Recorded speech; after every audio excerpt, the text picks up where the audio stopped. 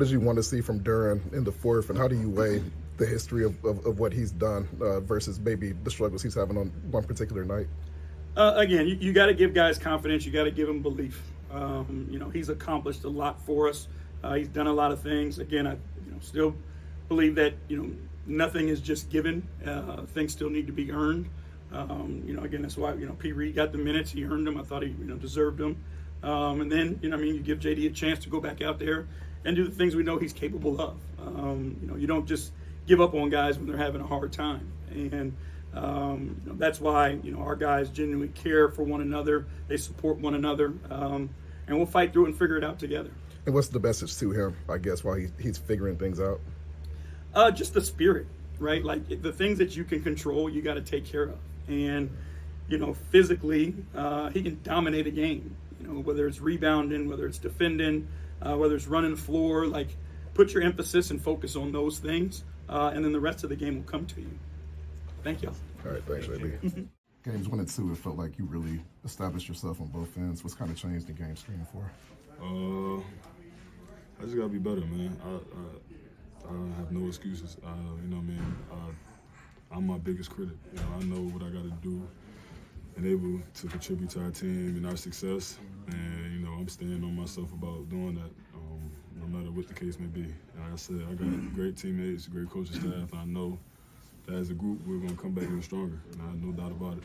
You guys have been down 2 games, up 2 games in this postseason for a young team that's just still kind of learning the postseason. Do you feel like you're kind of getting lessons with every game, with every Absolutely. Every game is like a lesson. We're all learning.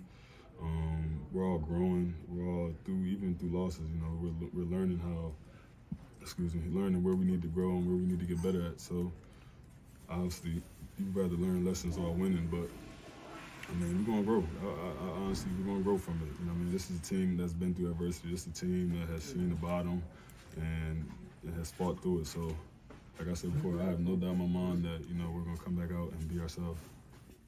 For us, just I think it's all like self-inflicted, in my opinion. From what I've seen, I think making passes in tight spaces, just uncalled for turnovers. I think we're a team that we keep the ball hot, keep the ball moving, keep them moving, keep their bigs moving so they're not just sitting at the rim. That's when we've had success. But getting downhill, defense collapsing on us, trying to make tough passes in tight spots, it just, it hasn't been good for us. So a couple careless turnovers, a lot of ones that we could have, had different results. But like I said, we'll be better, man. I trust the guys in this locker room. I trust, who we've been and our identity over the season, so I know we'll protect the crib. I know you not putting this loss on the refs, but how hard is it for you guys to continue to play up to the identity you guys have on the defensive end when they're calling it one way versus the other? Yeah, like you said, it's not on the refs. If we come out and set the tone early of like how we're going to play, how physical we're going to play, I think the refs will call the game differently. We just didn't do that. And good defense is not fouling. So, we just got to play good D. We got to play better D, keep our hands out of there, stay down on pump fakes, whatever the case may be. Because, foul count's a foul count. We're fouling them. But I think we're a team who could stay in front of guys and keep guys contained without fouling. We just got to do a better job as a whole. Games 1 and 2, it felt like you really established yourself on both ends. What's kind of changed in games 3 and 4? I just gotta be better, man. I have no excuses. I'm my biggest critic. I know what I gotta do and able to contribute to our team and our success. And I'm staying on myself about doing that, no matter what the case may be. And like I said, I got great teammates, great coaching staff, and I know that as a group we're gonna come back even stronger. And I have no doubt about it. All right, man. It's more talk about Duren. JB said, "I'm sticking with my boy." Blue, my boy, Blue. Shout out to Old School. You ain't never seen it. Great movie. Shout out to Will Ferrell in there. There's a couple people in there. I don't know their names, but Will Ferrell in it. But, yeah, man. Apparently versus Cleveland last night. He was a no-show. They was throwing him the ball. He wasn't paying attention. He loose with the ball. People saying, is he injured? Stu ain't doing shit neither. I'll throw him in this video. he ain't doing shit neither. And, you know, a lot of people got questions. You know, is he point shaving? I don't think that's the issue. I just think in the playoffs, he getting exposed. And obviously, you know, people want him gone. You got some people kind of be rational. He's 22, he'll figure it out. Some people point to James Harden. This nigga 36 and still ain't figured it out in the playoffs. So you about to hand somebody $250 million or whatever it is, and the mission is win the championship. And when it's time to win, he's nowhere to be found. You know, it's the whole Paul Reed debate. Paul Reed played 14, 15 minutes. What he had, like 14, 15 points or 13 points or something, 4 or 5 rebounds, couple offensive rebounds. Duren had, 6 points, 8 points, 2 rebounds. He had more turnovers than rebounds or whatever.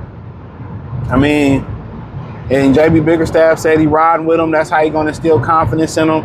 He got us to the day. We drove with him to the dance. We got, fuck that. Nah, he can still start. But the minute he on that bullshit, I'm going with Paul Reed. We going with Paul Reed. Obviously, it wasn't the matchup with Orlando.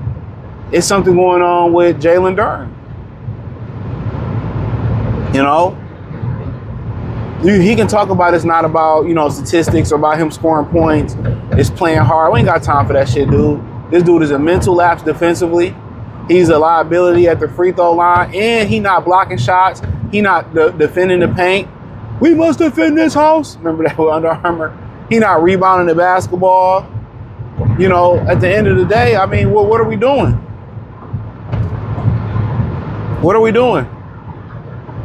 You owe it to the other guys on that team. You owe it to the other guys on that team to do what's best for the team. And we get sticking with you, sticking with them. It's about the camaraderie of the team, and this is why we're close. And then fuck that. You're not getting no production from Stu, and he must be still injured. And you ain't getting no production from Duren. You can still start Duren, but play Paul, split the minutes down the middle. Give Paul Reed more minutes.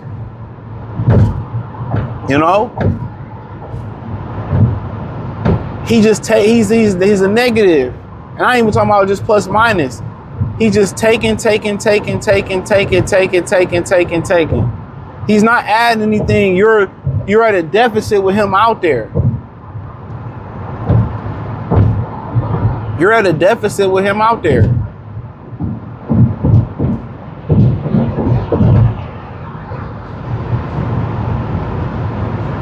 If they play 4-on-5, they might even be better without him being out there with just 4 people. You know? But, you know, that's up to them to figure that out. He don't want to make the change. He feel a sense of loyalty to him. We gonna lose with him because we sure ain't winning with him. We gonna lose with him. And maybe sitting down and letting Paul take over, Paul take over, maybe that might light a fire under him. He is a liability right now. He is a true liability. He ain't doing nothing good. He ain't doing nothing but putting y'all in a deficit. If the game start off 0-0, y'all got negative 10 points fucking with him. So, and I imagine that he injured. That's the only thing I can think about is him being injured. You know, the best player gotta play. Stu ain't doing shit out there. He ain't doing shit out there. And it's making you reconsider. It gotta make you reconsider how we construct this team going forward, because they not winning the championship this year. I'll tell you that right now. No way, no how, my Rob Parker boys. They're not winning the championship.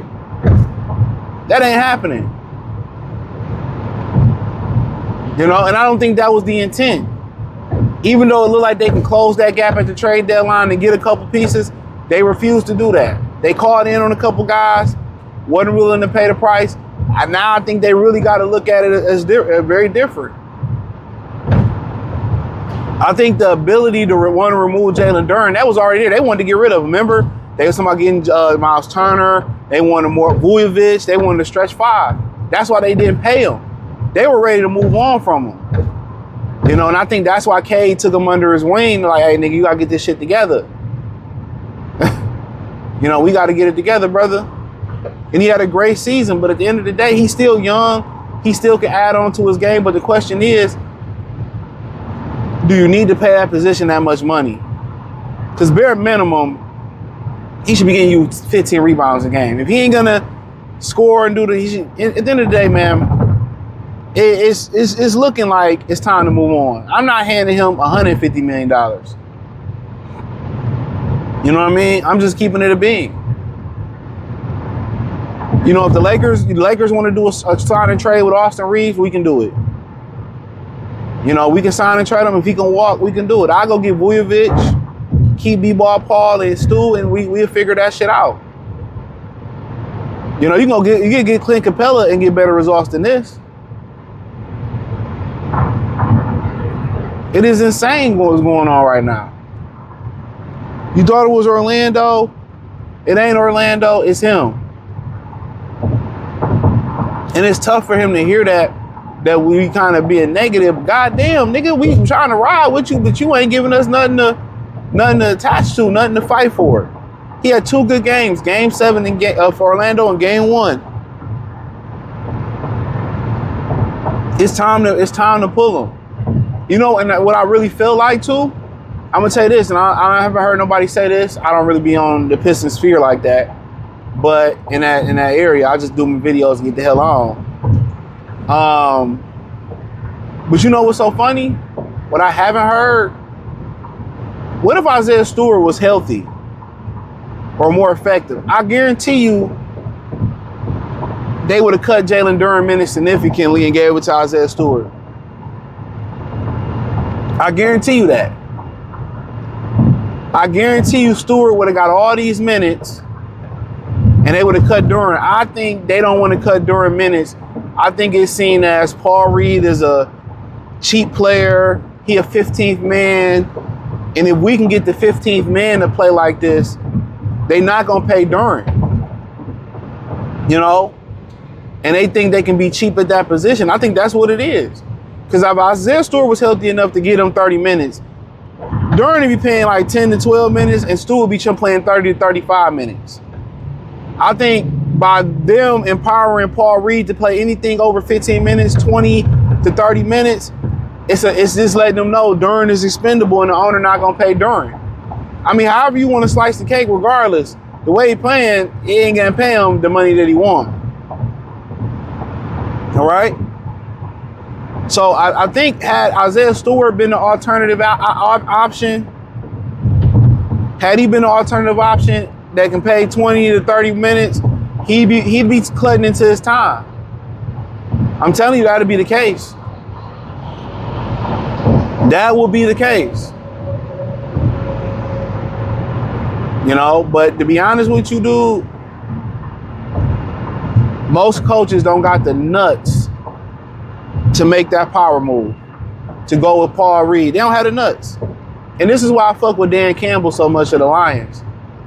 He has the nuts to make these type of moves. That's a fact. He has the kahunas to make these moves. You know what I'm saying? JB Bickerstaff don't have the balls to make these moves. I'll tell you that right now. JB don't have the balls to make these moves.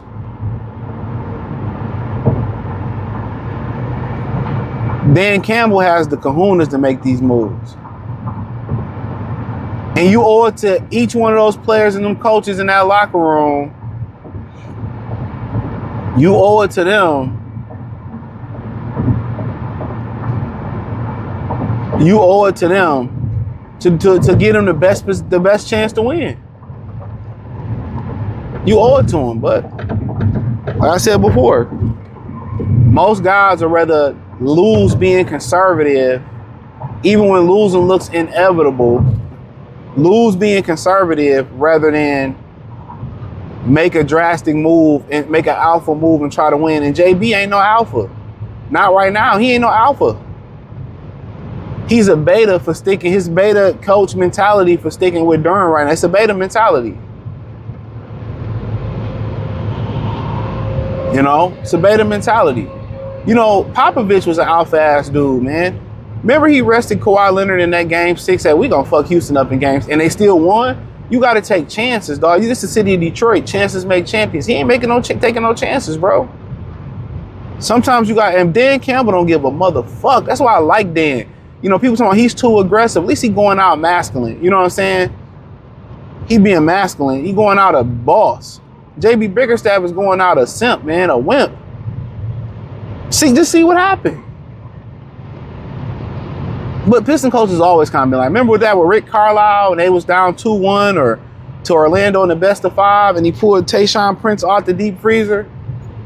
This time to do some different stuff. So, but hey, man, hey, thumbs up the video, share the video, subscribe to the channel, hit the link in the description. Follow me on X, Facebook, Kick, Twitch, wherever I'm at. Everything in the description. Peace.